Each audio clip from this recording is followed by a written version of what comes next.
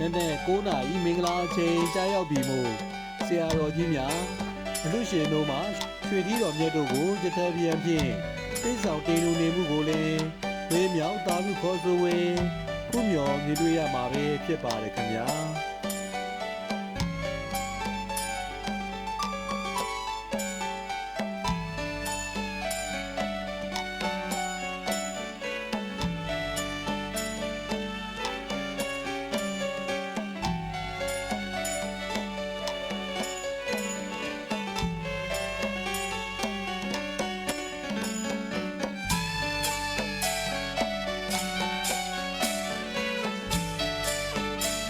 နဲ့9နာရီ45အချိန်တွင်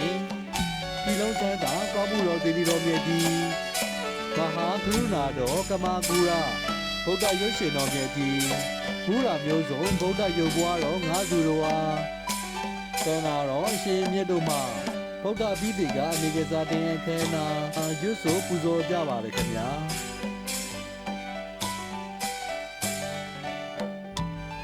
ဗုဒ္ဓပြီးတိကအနေကစားတင်အပြီးမှာတော့ဆရာတော်တို့အားအတူရှင်တို့မှသူ့ဝယ်ပစ္စည်းများစက်ကက်ထူတဲ့နေ့နဲ့ဒီစက်ချတရားတော်နာကြခြင်းအများပေးဝေနေမှုကိုလည်းဝင်းမြောက်မှုမောတာရုခေါ်ဆိုနိုင်ကြမှာပဲဖြစ်ပါတယ်ခင်ဗျာ